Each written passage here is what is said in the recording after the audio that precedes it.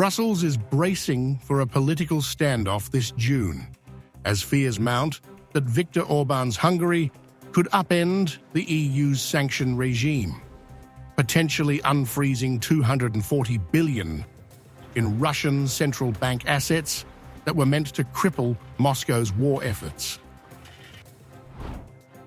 Estonian Foreign Minister Margus Tsahkna issued the warning on April 5th, telling Der Spiegel that under EU rules, sanctions must be renewed every 6 months, with unanimous agreement from all 27 member states. Hungary's persistent resistance now threatens that delicate consensus. If Hungary block this in June, not only will the sanctions expire, but we would have to hand over the $240 billion to Putin. How do the heads of state and government intend to explain to the citizens of Europe that they are handing over money to Putin that he intends to use not only against Ukraine but also against us? So we have to confiscate these assets. Tsahkna's remarks came on the sidelines of a NATO foreign ministers' summit in Brussels, where Hungary's alignment with Moscow remains a sticking point. Although Budapest has condemned the war in Ukraine, it has consistently rejected military support for Kyiv and opposed successive rounds of EU sanctions against Russia.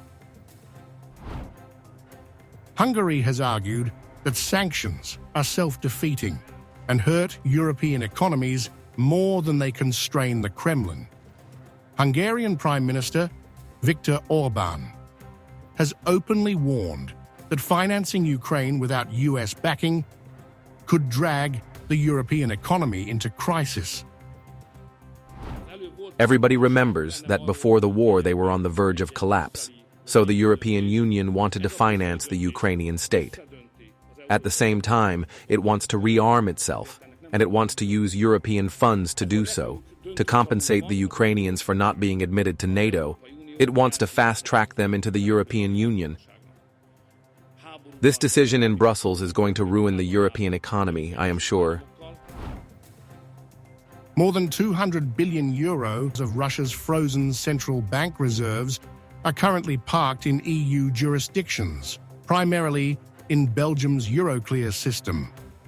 If Hungary vetoes the renewal of sanctions, the automatic expiry could mean those funds are legally unfrozen and sent back to Moscow.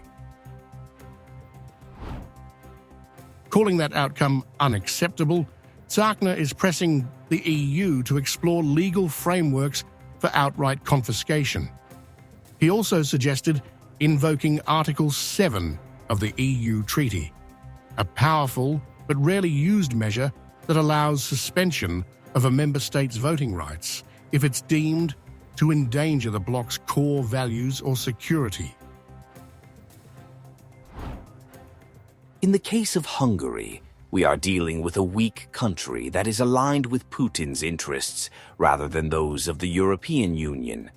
Article 7 is designed for precisely this type of situation, and the option of applying it is becoming increasingly relevant.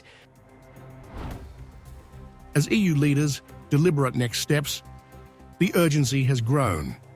In March, Canada disbursed $1.7 billion to Ukraine from frozen Russian assets, marking the first tranche under the G7's Extraordinary Revenue Acceleration (ERA) initiative and setting a precedent for others to follow. Since Russia's invasion in 2022, the EU and G7 have immobilized roughly $300 billion in Russian foreign reserves, nearly half of Moscow's total. Of that, more than 2/3 is controlled by European institutions. Russia has denounced the freeze as outright theft. The Foreign Ministry in Moscow has warned of retaliatory measures, including withholding Western assets held in Russia. With the sanctions clock ticking, the EU must now choose between forging a path around Hungary or risking the release of billions back into the hands of the Kremlin